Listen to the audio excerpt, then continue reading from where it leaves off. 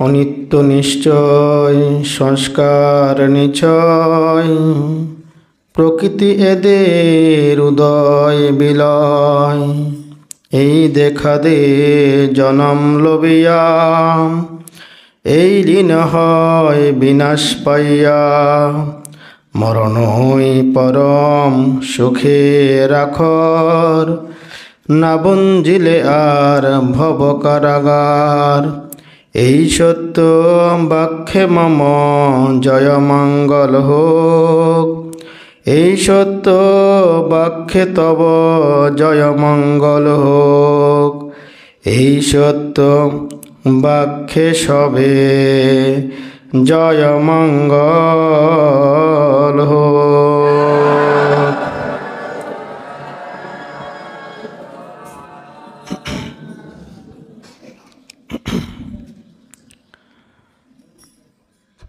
উত্তরজলদি সহানুভূমি প্রজ্ঞাদর্শন meditation সেন্টারে সাপ্তাহিক বৈকালিক ধ্যান চর্চা ও ধর্মদেশনা অনুষ্ঠানে দেশনার প্রারম্ভে আমি বুদ্ধির অনন্ত গুণ, ধর্মের অনন্ত গুণ, সঙ্গের অনন্ত গুণের প্রতি বন্দনা জ্ঞাপন করছি।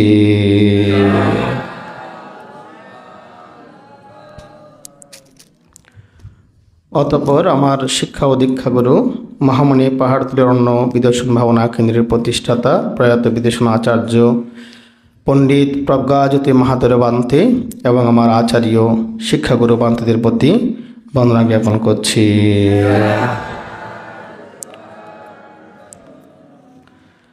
মঞ্চে উপস্থিত উত্তরজলদি সহানুভূমি প্রজ্ঞাদর্শন মেডিটেশন সেন্টারের আবাসিক ভিক্ষু এবং শ্রামণগণ, প্রজ্ঞাজ্যোতি বিদেশম পরিবারের দেয়ানী সদস্যবৃন্দা এবং যারা অষ্টবেশকার দান করছেন, আপনাদের জ্ঞাতি যারা দেশে বিদেশে অবস্থান করছেন এবং যারা এই ভাবনা কেন্দ্রে ভূমিদান করেছেন, ভাবনা কেন্দ্র নির্মাণে আত্মিক, কায়িক, বাচনিক সহযোগিতা দান করেছেন, প্রত্যেকের প্রতি মৈত্রীময় শুভ আশীর্বাদ পুণ্যদান করছি। তিনবার সাধুবাদ দিয়ে পুণ্যবোধন করো।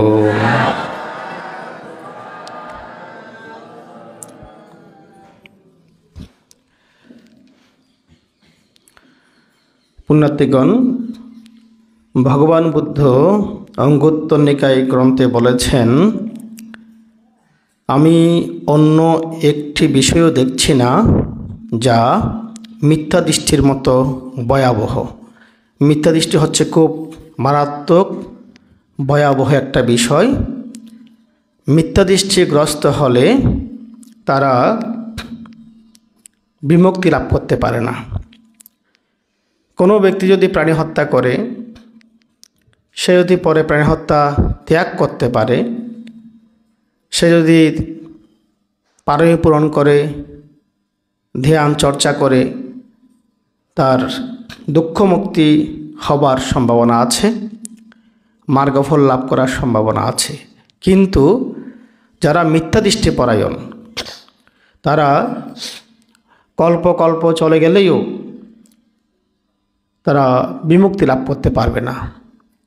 সেজন্য বুদ্ধ বলেছেন, যত পাপ অকুশল আছে, সব পাপ অকুশলের মধ্যে মিথ্যা দৃষ্টি, ভ্রান্ত ধারণা সবচেয়ে ভয়াবহ।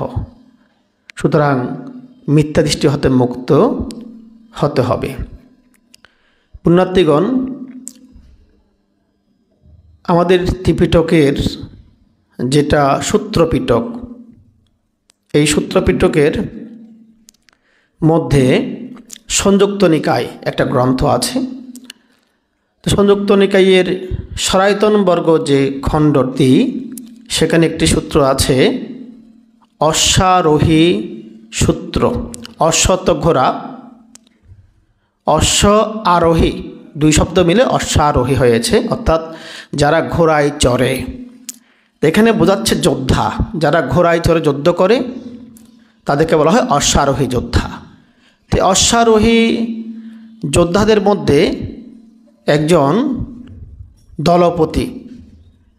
তৎকালীন সময়ে যুদ্ধ করা হতো ঘোড়ায় চড়ে, হাতিতে চড়ে, এভাবে অশ্বারোহী সৈন্য ছিল, হস্তারোহী অর্থাৎ হাতিতে আরোহী সৈন্য ছিল, পদাতিক সৈন্য ছিল অর্থাৎ যারা হেঁটে হেঁটে তীর তলোয়ার দিয়ে যুদ্ধ করত। তো সেখানে একটা একটা গ্রুপ থাকে, এখন বর্তমানে বলা হয় ব্যাটালিয়ন বলা হয় বা প্লাটুন বলা হয়, এত প্লাটুন সৈন্য এরকম বলা হয়।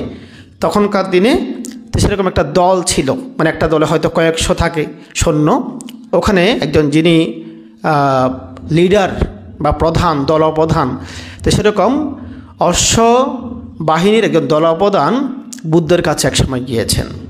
আজ থেকে 1000 বছর আগের ঘটনা। তো বুদ্ধের কাছে গিয়ে বুদ্ধকে বললেন, ভান্তে ভগবান, আমার একটা প্রশ্ন আছে আপনার কাছে। তো প্রশ্ন হচ্ছে যে আমি আমার যারা প্রাচীন শিক্ষাগুরু আচার্য ছিলেন, অর্থাৎ যারা আমাদের গুরুদেরকে অশ্ববিদ্যা, ঘোড়ায় চড়ার বিদ্যা, ঘোড়ায় চড়ে যুদ্ধ করার বিদ্যা কৌশল শিখিয়েছেন, সেই প্রাচীন গুরুরা, শিক্ষকেরা আমাদেরকে বলেছেন, শিখিয়েছেন যে কি যারা অশ্বের উপর চড়ে যুদ্ধ করে, মানুষকে হত্যা করে, আঘাত করে, দুঃখ দিতে পারে, তারা মৃত্যুর পর পরজিৎ নামক স্বর্গে উৎপন্ন হয়। কি নামক স্বর্গ? পরজিৎ নামক স্বর্গে উৎপন্ন হয়। এটা আমাদের মানে গুরুরা, যোদ্ধার যে গুরুরা, তারা আমাদেরকে শিখিয়েছেন, বলেছেন, এরকম একটা মতবাদ প্রচলিত আছে। আপনি এ বিষয়ে কি বলেন? আপনার মত কি? আপনি কি এ বিষয়ে একমত? তখন বুদ্ধ বললেন, হে অশ্বারোহী দলপতি, বাদ দাও, এই প্রশ্নটা উত্থাপন করিও না, বাদ দাও। উনি আবারও একই প্রশ্ন করলেন বুদ্ধকে। বুদ্ধ আবারও বললেন যে, হে দলপতি, এই প্রশ্নটা রেখে দাও, এটা করার দরকার নেই, বাদ দাও। উনি আবারও তৃতীয়বার প্রশ্ন করলেন। তো বুদ্ধকে যদি কেউ একবার দুইবার প্রশ্ন করলে উত্তর যদি না দেন, তৃতীয়বারে কিন্তু প্রশ্ন করা হলে উনি উত্তর প্রায় সময় দিয়ে থাকেন। তখন 3বার প্রশ্ন করার পর বুদ্ধ বললেন, হে অশ্বারোহী দলপতি, হে যোদ্ধা, তোমাকে বুঝাতে পারলাম না, তোমাকে এত করে বললাম প্রশ্নটি রেখে দাও, কিন্তু তুমি বারবার জানতে চাচ্ছ, যার ফলে তোমাকে বলতে হচ্ছে, হয়তো হ্যাঁ বলুন, আমি জানতে চাই। বুদ্ধ বললেন, হে দলপতি, যারা অশ্বের উপর চড়ে যুদ্ধ করে, প্রতিপক্ষকে হত্যা করে, আঘাত করে, দুঃখ দেয়, তাদের মনে পূর্ব থেকেই একটা ধারণা উৎপন্ন হয় যে কি আমি আমার শত্রুকে নিধন করব, হত্যা করব, এবং পূর্ব থেকে তার মনের মধ্যে প্রতিপক্ষের প্রতি রাগ, হিংসা, প্রতিহিংসা, বিরূপভাব, চণ্ডভাব উৎপন্ন হয়ে থাকে। এবং সে এই দেশ বিদ্বেষ রাগের কারণে সে পরবর্তীতে প্রতিপক্ষকে হত্যা করছে, আঘাত করছে, দুঃখ দিচ্ছে। এর ফলে সেই যোদ্ধা মৃত্যুর পর পরজিৎ নামক নরকে উৎপন্ন হয়। কোথায় উৎপন্ন হয়? নরকে উৎপন্ন হয়। কোন নরক? পরজিৎ নামক নরকে উৎপন্ন হয়। বুদ্ধ বলছেন, হে যোদ্ধা দলপতি, যারা প্রতিহিংসা করে, প্রাণী হত্যা করে, আঘাত করে, দুঃখ দেয়, তাদের দুটো গতি হয়। দুটি যে কোনো একটি গতি হবে। একটা হচ্ছে নরক, নতুবা তির্যক। হয় তির্যক গতি, অর্থাৎ মৃত্যুর পর তির্যক লোকে, পশুপক্ষী লোকে উৎপন্ন হবে, অথবা নরকে উৎপন্ন হবে। আর যারা বলে যে অশ্বের উপর আরোহণ করে যুদ্ধ করে হত্যা করলে পরজিৎ স্বর্গে উৎপন্ন হয়, তারা মিথ্যা কথা বলে, তারা মিথ্যা দৃষ্টি পোষণ করে, তারা ভ্রান্ত কথা বলে। তখন সেই দলপতি যোদ্ধা হাউমাউ করে কেঁদে উঠল বুদ্ধের সামনে। সে বিলাপ করছে, কান্না করছে, হাহুতাশ করছে। বুদ্ধ বললেন, তোমাকে বারণ করেছি বারবার, তুমি এই প্রশ্নটা করো না, করো না, করো না, তবুও তুমি প্রশ্নটা করেছো। আমি উত্তর দিলাম আর তুমি এখন কান্না জুড়ে দিলে। তখন বুদ্ধকে উনি বললেন, ভান্তে ভগবান, আপনি যে বলেছেন, সত্য কথা উপস্থাপন করেছেন, সেজন্য আমি কাঁদছি না। আমি কাঁদছি আমাদের যারা গুরু ছিলেন, শিক্ষক ছিলেন, আচার্য ছিলেন, তারা আমাদেরকে, আমাদের পরম্পরা, আমাদের অতীত প্রজন্মকে প্রতারিত করেছে। তাদের কথা বিশ্বাস করে আমরা বিভিন্ন হত্যাযজ্ঞে লিপ্ত ছিলাম, আমরা প্রতারিত হয়েছি। সেজন্যই সেই দুঃখে আমি কান্না করছি। আপনি বলেছেন, সেজন্য আমি কান্না করছি না, এটা আমার কোনো দুঃখ নেই। আমার দুঃখ হচ্ছে আমি প্রতারিত হয়েছি। তখন উনি বুদ্ধকে বললেন, ভান্তে ভগবান, যেমন কোনো ঢাকা বিষয়কে খুলে দেওয়া হয়, যেমন অন্ধকারে প্রদীপ জ্বালানো হয় পথ দেখার জন্য, তদ্রূপভাবে আপনি আমার কাছে সত্যটি প্রকাশ করেছেন, সদ্ধর্মকে প্রকাশ করেছেন। আমি এই মুহূর্তে আপনার আশ্রয় গ্রহণ করছি, আপনার প্রচারিত সদ্ধর্মের আশ্রয় গ্রহণ করছি, আপনার প্রতিষ্ঠিত সঙ্গের আশ্রয় গ্রহণ করছি।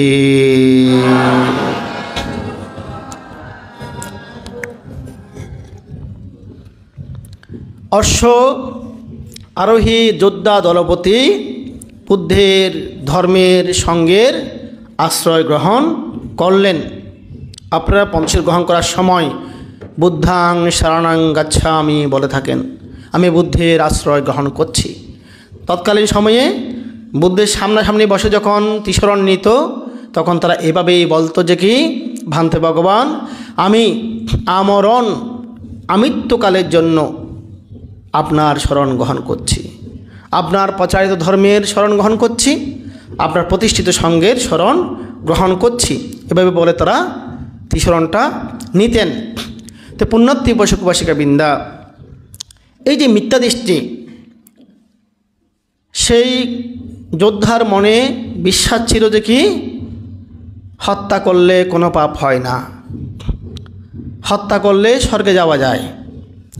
বর্তমানে অনেক প্রচলন আছে বিভিন্ন জায়গায় যে বনের পশুকে বলি দেওয়া হয় ধর্মের নামে, দেবদেবীকে খুশি করার জন্য নিরীহ বন্য প্রাণীকে কেটে সেই রক্ত দিয়ে মায়ের ভোগ দেওয়া হয়, মায়ের পুজো করা হয় এবং বিশ্বাস করা হয় মাকে খুশি করতে পারলে সন্তানের রক্ত দিয়ে স্বর্গ সুনিশ্চিত, বিপদ কেটে যাবে, মঙ্গল হবে। এভাবে মতবাদ এখনও প্রচলন আছে নাকি নাই? এখনও প্রচলন আছে। তাহলে এগুলো হচ্ছে কি মিথ্যা দৃষ্টি। রবীন্দ্রনাথ ঠাকুর একটি কথা বলেছিলেন, ওনাকে নাকি একটা প্রোগ্রামে নিয়ে যাওয়া হয়েছিল। প্রোগ্রামটা ছিল একটা মিথ্যা দৃষ্টি ধর্মের অনুষ্ঠান, মানে ওখানে যে ধর্মীয় অনুষ্ঠানটা হচ্ছে ওটা হচ্ছে মিথ্যা দৃষ্টির অনুষ্ঠান। উনি ওটা বুঝেছেন, রবীন্দ্রনাথ ঠাকুর বুঝেছিলেন যে ওটা মিথ্যা দৃষ্টি, ওটা অধর্ম, ধর্মের নামে অধর্ম করা হচ্ছে। ওনাকে বলা হলো, আপনাকে আমাদের বিশেষ অতিথি হতে হবে, আপনাকে আমাদের অনুষ্ঠানে থাকতে হবে। উনি বললেন, আমি থাকবো, যাব, সত্য আছে। তো সত্য কি? আমাকে প্রথমে বলতে দিতে হবে, আমি আমার বক্তব্য রেখে আমি চলে আসব। উনি গেলেন, প্রথমে ওনাকে বক্তব্য রাখার জন্য আহ্বান করা হলো।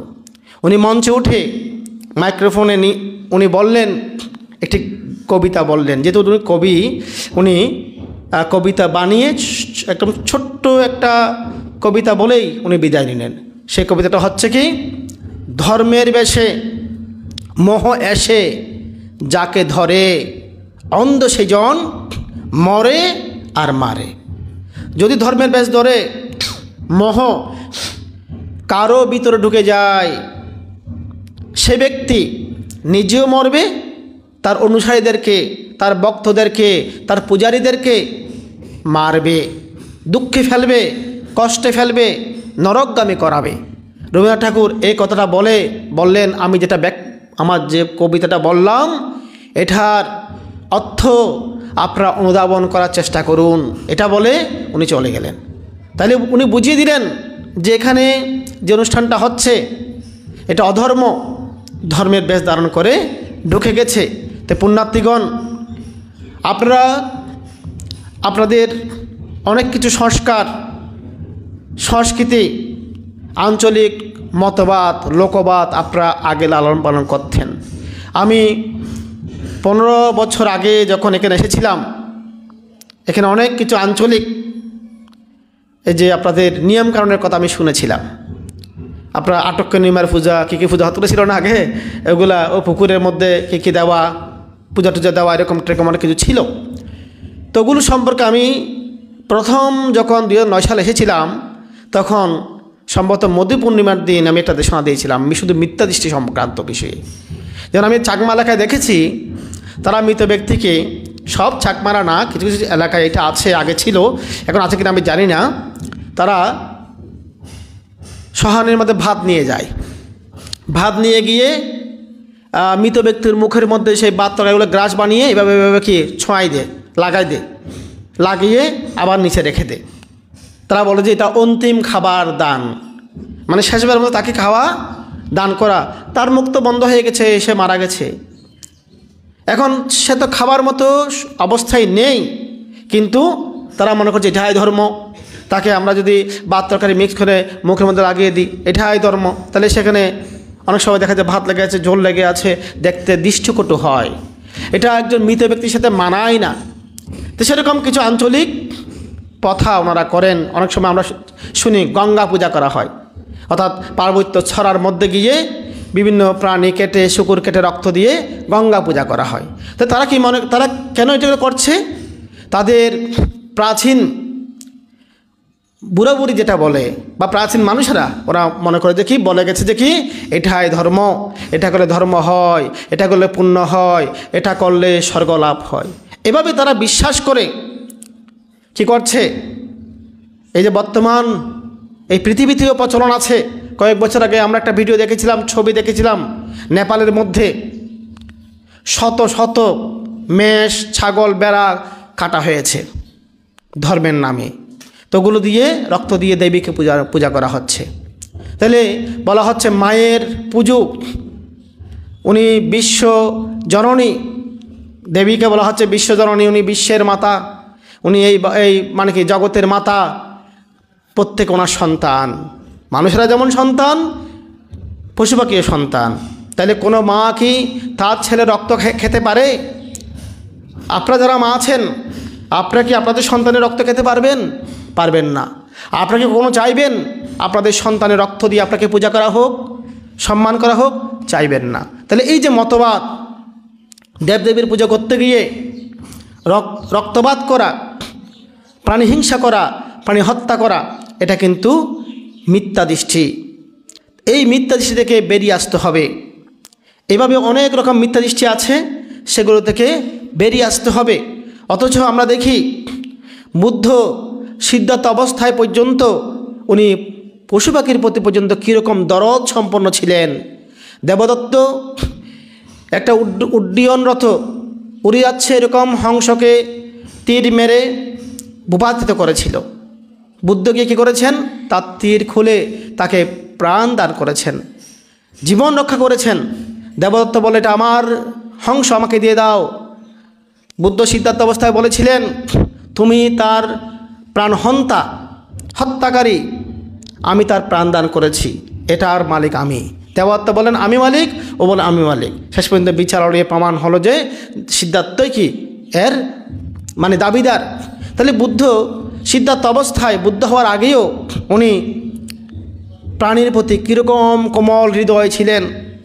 উনি তির্যক প্রাণীকে পর্যন্ত দয়া করেছেন, করুণা করেছেন, নির্ভয় দিয়েছেন, অভয় দান করেছেন।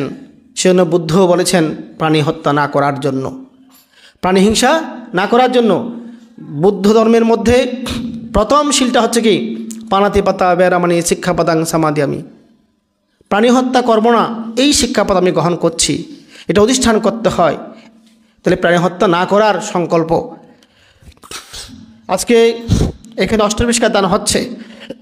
আমাকে আমাদের পল্লী চিকিৎসক জিতেন বড়ুয়া, উনি আমাদের ভিক্ষু সংঘের অনেক সেবা দিয়ে থাকেন, আমাকে বলছেন বানতে আমি সোয়াইং দান করব, সকালে সংঘকে, বিকেলে অষ্টবিষ্কার দান করব। আমি বলছি কী উদ্দেশ্য করছেন? হয়তো বানতে আমার একটা গরুর বাছুর মারা গেছে, আমার পালিত গৃহপালিত গরুর বাছুর মারা গেছে, তার উদ্দেশ্যে আমি সঙ্গকে অন্নদান করব, স্বয়ং দান করব এবং অষ্টপুষ্কার দান করব, যাতে সে অবলা পশু পারলৌকিক শান্তি লাভ করতে পারে, নির্বাণলাভের হেতুবত্তই সৃষ্টি হয়। তাহলে দেখুন উপাসক উপাসিকা বৃন্দা, আমি আমার জীবনে জলদি আসার আগে বিভিন্ন জায়গায় ছিলাম। তো সেখানে মানুষ মারা গেলে তাদের উদ্দেশ্যে অষ্টপুষ্কার দান দেখেছি, স্বয়ং দান দেখেছি, বিভিন্ন দানকর্ম করতে দেখেছি। তো জলদিতে এসে পশু পাখির উদ্দেশ্যে যে মানে কি স্বয়ং দান করার যে প্রবণতা, এটা আমি প্রথম দেখেছি আমাদের এখানে মাধব বড়ুয়া, আমাদের কুটিরের একদম কাছে গড়, ওনাদের বাড়িতে কয়েক বছর আগে অগ্নিকাণ্ড হয়েছিল। ওখানে একটা গরু গাভী অগ্নিদগ্ধ হয়ে মারা গেছে। তারা আমাদেরকে তাদের বাড়িতে ফাঁক করে নিয়েছিল, অষ্টপুষ্কার দান করেছিল, সকালে স্বয়ং দিয়েছিল এককভাবে। তাদের গাভীর উদ্দেশ্যে তারা কান্না করেছিল, কষ্ট পেয়েছিল এবং বলছে বান্তে আমাদের প্রয়াত যে গাভী তাকে উদ্দেশ্য করে আমরা এটা করছি, তার উদ্দেশ্যে একটা পুণ্যদান করেন, কারণ সেই গাভী আমরা পালিয়েছি।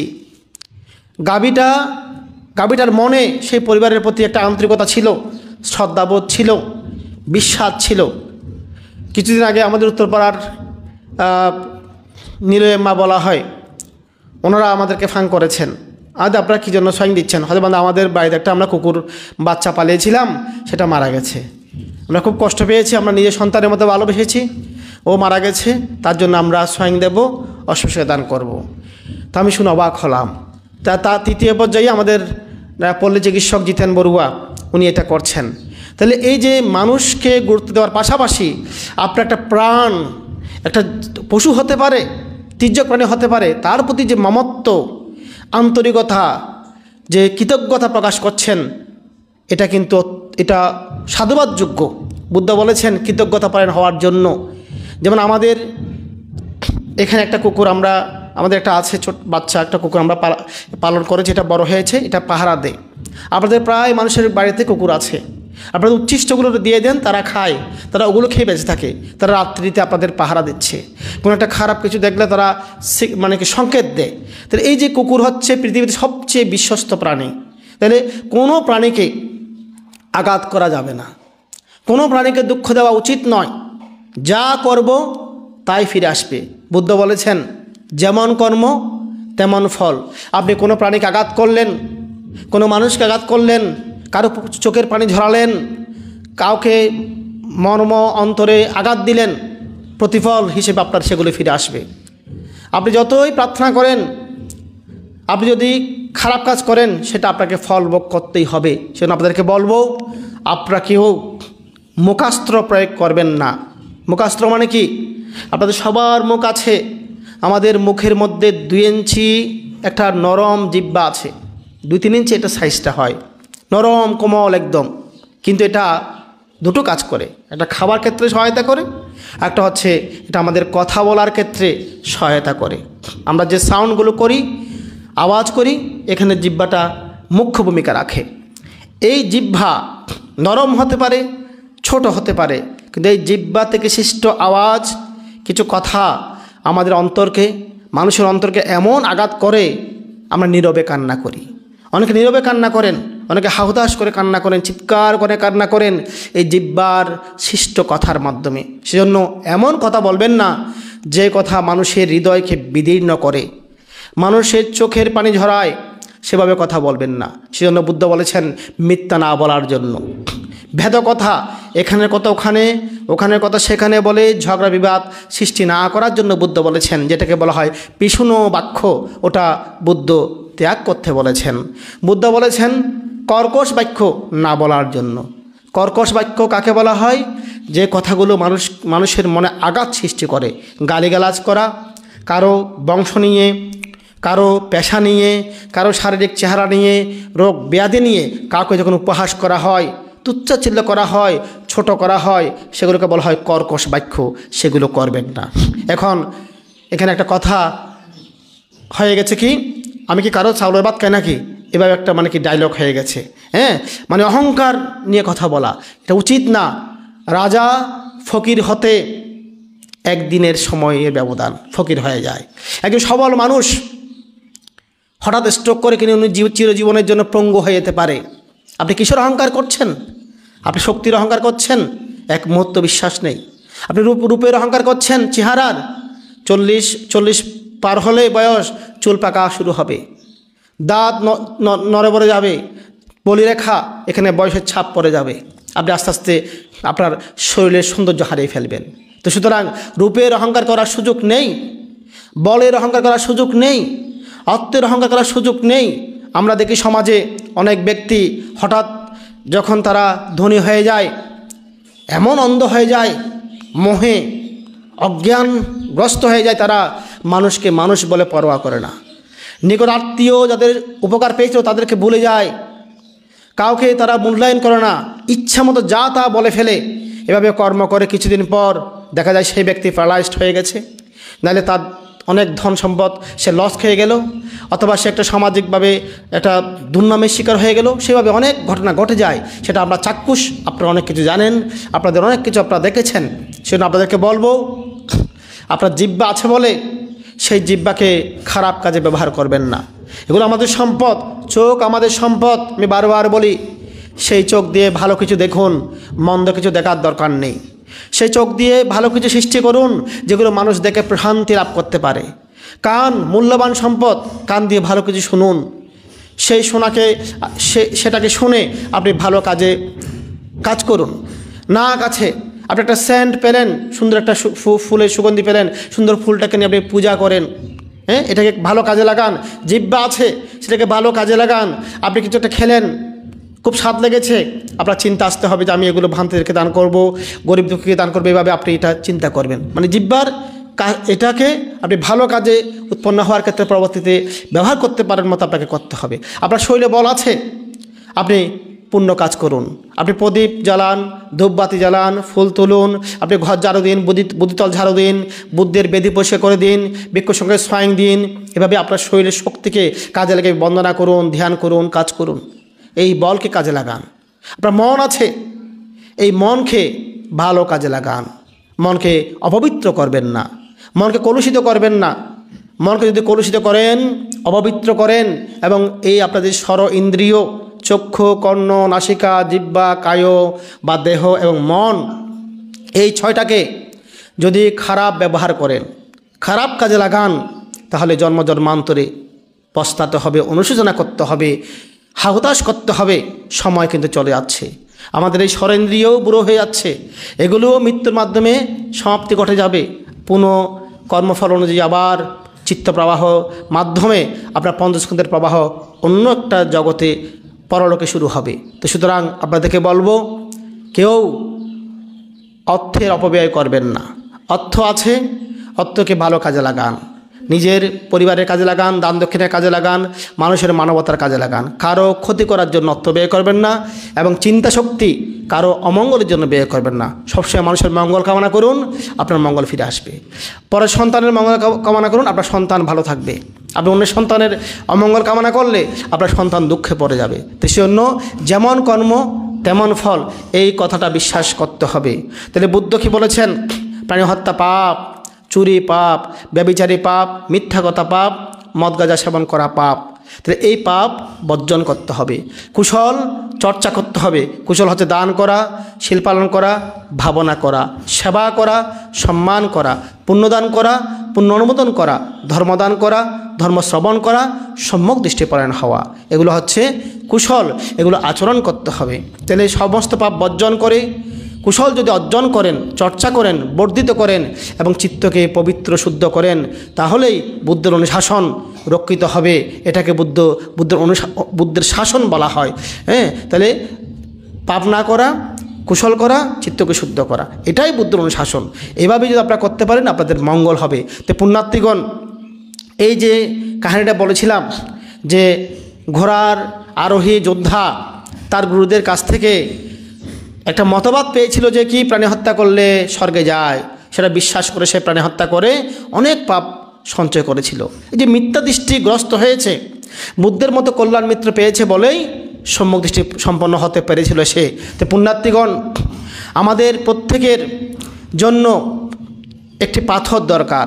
কি দরকার? পাথর দরকার। একটা কৌষ্টিক পাথর নাম শুনেছেন? কৌষ্টিক পাথর আমরা ব্যথাগীতে সাগর বুদ্ধ বলি, অনেকে দেখতে গিয়েছেন। এটা কর্ণফুলী থেকে পেয়েছিল। কৌষ্টিক পাথরের মধ্যে একটা বুদ্ধ প্রতিবিম্ব আছে, ওখানে অনেক কিছু জাতকের কাহিনী খোদাই করা আছে।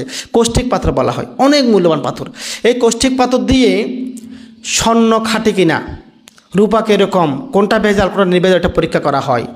এটাকে বলা হয় কৌষ্টিক পাথর। এটা দিয়ে বাহ্যিক বস্তুকে ভালো মন্দ বিচার করা যায়। তাহলে আমাদের প্রত্যেকের বিবেক নামক একটি কৌষ্টিক পাথর দরকার আছে। কি নামক? বিবেক। আমাদের বিবেক থাকতে হবে। এই বিবেক আমাদেরকে বলে দেবে কোনটি ভালো কোনটি মন্দ। তো পুণ্যার্থীগণ, এই বিবেক কোত্থেকে সৃষ্টি হবে? ধ্যান থেকে এই বিবেকটা সৃষ্টি হবে। আপনি যদি ধ্যান করতে পারেন, ধ্যান করলে বুদ্ধ কী, ধর্ম কী, সঙ্গ কী আপনি জানতে পারবেন। দুঃখ কী, দুঃখের কারণ, তৃষ্ণা কীভাবে উৎপন্ন হয়, তৃষ্ণা কী, তৃষ্ণা থাকলে কী ক্ষতি হয় এটা বুঝতে পারবেন। তৃষ্ণা নিরোধ কীভাবে করতে হয়, নির্বাণ কী, এবং দুঃখ মুক্তির উপায়, আর্য অষ্টাঙ্গিক মার্গ কী, এগুলো আপনি এই ধ্যান থেকে জ্ঞানটা পেতে পারবেন। সেজন্য বুদ্ধ বলেছেন, ধ্যান ছাড়া জ্ঞান হয় না, প্রজ্ঞা হয় না। প্রজ্ঞা বা জ্ঞান লাভ করতে হলে ধ্যান অবশ্যই লাগবে। সেজন্য আপনারা ধ্যান করার জন্য উৎসাহিত হবেন। আজকে আপনারা এখানে 1 ঘন্টা ধ্যান চর্চা করেছেন, যারা 3টায় এসেছেন 3টায় আসবেন, 4টা পর্যন্ত 1 ঘন্টা ধ্যান করবেন। 4টা থেকে 5টা আমরা 1 ঘন্টা আপনাদেরকে দেশনা দিয়ে উৎসর্গ আদি করে যাব, যতই শীতকাল আছে। আর সুদিন যখন দিন বড় হবে তখন আমরা 4টা থেকে 6টা ভাবে করব। তো পুণ্যার্থীগণ, সামনে ডিসেম্বরের 25 তারিখ থেকে 31 ডিসেম্বর পর্যন্ত 7 দিনের এখানে ভাবানা কোর্স অনুষ্ঠিত হবে। তো বিশেষ করে আপনাদের যারা ছেলে মেয়েরা বা নাতিপতিরা লেখাপড়া করছে, হাই স্কুলে পড়ছে, কলেজে পড়ছে, তাদেরকে ধ্যানে বসানোর জন্য উৎসাহিত করবেন। যদি কেউ ইচ্ছা করে সামন হয়ে করতে পারে, যারা ছেলে পুরুষ, আর কোনো মেয়ে ধ্যান করলে ওনারা সাদা কাপড় পরে ধ্যানে বসতে পারবে। তা আপনারা আমাদের 20 ডিসেম্বরের মধ্যে নাম জমা দেওয়ার লাস্ট ডেট, আপনারা এর মধ্যে নাম জমা দিয়ে ফেলবেন যারা করতে চান। আমাদের এখানে আসন সংখ্যা সীমিত আছে, যেহেতু আমাদের একটা লিমিট আছে কতটুকু করাতে পারবো, এর বেশি হয়ে গেলে আমরা আর নাম নেব না। তবে এখানে ছাত্রছাত্রীর পাশাপাশি অভিভাবক হিসেবেও ধ্যান করা যাবে, বা কোনো বয়স্ক বা মধ্যবয়স্ক যে কোনো উপাসক উপাসিকা ধ্যান করতে পারবেন। তো যদি কেউ ইচ্ছা করেন সামন হয়েও করতে পারবেন বা গৃহী হয়েও করতে পারবেন। তো আমাদের এই কোর্সটা ফিক্সড ডেট হচ্ছে প্রতি বছর ডিসেম্বরের লাস্ট সপ্তাহ, 25 ডিসেম্বর ক্রিসমাসদের বন্ধের দিন আমরা শুরু করব, 31 ডিসেম্বর এটা কোর্স শেষ হবে। এটা আপনারা খেয়াল রাখবেন এবং চেষ্টা করবেন আপনারা ভাবনা কোর্স করার জন্য। যারা করেন না তাদেরকে উৎসাহিত করবেন, যারা করেছেন তারা যদি সময় পান আবারও কয়েকটা কোর্স করার চেষ্টা করবেন। এই কোর্স করার মাধ্যমেই আপনারা বুদ্ধ ধর্ম সম্পর্কে ভালোভাবে একটা আইডিয়া নিয়ে নেবেন। কারণ এখানে যে দেশনা করছি, এখানে আমরা পঁচাত্তর দিয়ে দেশনা করতে পারছি না, বা এখানে আমরা গভীর বিষয় আলোচনা করার সুযোগ পাচ্ছি না। বিশেষ করে যখন 7 দিনের কোর্সগুলো হয় তখন আমরা সেখানে অভিধর্ম পিটকের অনেক গম্ভীর বিষয় এবং মহাসাধিপট্টান সূত্রের যে বিষয়গুলো দুঃখমুক্তি নির্বাণের সাথে সংশ্লিষ্ট নির্বাণ লাভের জন্য, সেগুলো আমরা আলোচনা করি, ব্যাখ্যা করি, দেশনা করে থাকি। সেজন্য সেখানে একটা সুযোগ থাকে। তা আপনারা এটা খেয়াল রাখবেন। আর যারা ডিসেম্বরে সময় না পান, যারা চাকরিজীবী পেশাজীবী আছেন, তাদের জন্য রোজার ঈদের বন্ধে, এটা হচ্ছে 26শে মার্চ থেকে এপ্রিলের 1 তারিখ পর্যন্ত 7 দিনের একটা ভাবনা কোর্স হবে। এটা হচ্ছে রোজার ঈদের বন্ধে যারা কর্মচারী, সরকারি কর্মচারী বা চাকরিজীবী পেশাজীবী ব্যবসায়ী, তারা এটা করতে পারবেন। এই 2টা কোর্স আপনাদের জন্য আমরা রেখেছি। যাই হোক পুণ্যার্থীগণ, আজকে আমরা যে দেশনা করলাম, এই দেশনার সারসংক্ষেপ হচ্ছে আমরা মিথ্যা দৃষ্টি বর্জন করব। আমাদেরকে কেউ যদি কোনো কথা বলে আমরা অন্ধভাবে গ্রহণ করব না। আমরা আমাদের বিবেকের কোষ্ঠী পাথরে, আমাদের ধ্যানের অভিজ্ঞতা দিয়ে, আমাদের শ্রুতময় প্রজ্ঞা জ্ঞান দিয়ে আমরা বিচার করব এই বিষয়টা করলে আমার কি মঙ্গল হবে নাকি অমঙ্গল হবে। যদি অমঙ্গল হয় ত্যাগ করব, যদি মঙ্গল হয় আমরা সেটা আচরণ করব। এভাবে আপনারা প্রত্যেক কিছু জ্ঞান দিয়ে বিবেচনা করবেন। এই বিষয়টা আমরা আজকে শিক্ষা নিলাম যে কি মিথ্যা দৃষ্টি হচ্ছে খুব ভয়াবহ। যে মিথ্যা দৃষ্টি একজন পোষণ করেছিল যে প্রাণী হত্যা করলে স্বর্গ লাভ হয়, এটা ঘোর একটা মিথ্যা দৃষ্টি। সেরকম মিথ্যা দৃষ্টি থেকে আপনাদের বেরিয়ে আসতে হবে, আমাদের বেরিয়ে আসতে হবে, এবং এই জন্য আমাদের সম্যক দৃষ্টির প্রয়োজন, আমাদের ধ্যানের প্রয়োজন। আপনারা ধ্যান চর্চা করবেন, আপনাদের জয়মঙ্গল হোক। আমি আবারও পুনর্দান করছি, এখানে যে ঢাকা অবস্থানরত ছোট ছেলে একটা রক্তিম বড়ুয়া এবং তিথি বড়ুয়া, তারা এখনও কম বয়স্ক, তারা একটু অসুস্থ হয়ে থাকেন বারবার। তাদের রোগ মুক্তির জন্য তাদের মাতা পিতা তুহিন বড়ুয়া, শ্রাবন্তী বড়ুয়া তারা অষ্টবেশে দান করছেন। তাদের জয়মঙ্গল হোক, নিরোগ দীর্ঘ জীবন লাভের হেতু হোক। এবং আমাদের ডাক্তার জিতেন বড়ুয়া, উনি যে ওনার গৃহপালিত প্রয়াত বাছুরের উদ্দেশ্যে আজকে অষ্টবেশে দান করছেন, সেই বাছুর পালকিক শান্তি লাভ করুক, নির্বাণ দিকে ধাবিত হোক। এবং জিতেন বড়ুয়ার সন্তান সন্ততি জ্ঞাতিবর্গ প্রত্যেকে জয়মঙ্গল হোক। এবং আপনারা যারা এখানে ধ্যান করতে এসেছেন, দেশনা শ্রবণ করেছেন, যারা অনলাইনে দেশনা শ্রবণ করছেন, প্রত্যেকে জয়মঙ্গল হোক, প্রত্যেকের সম্যক দৃষ্টি উৎপন্ন হোক, ধর্মচক্ষু ধর্মজ্ঞান উৎপন্ন হোক, দেবগণ রক্ষা করুক। এই চেতনায় পুনর্দান করছি। প্রত্যেকে 3 বার সাধুবাদ দিয়ে পুনর্বোধন করুন।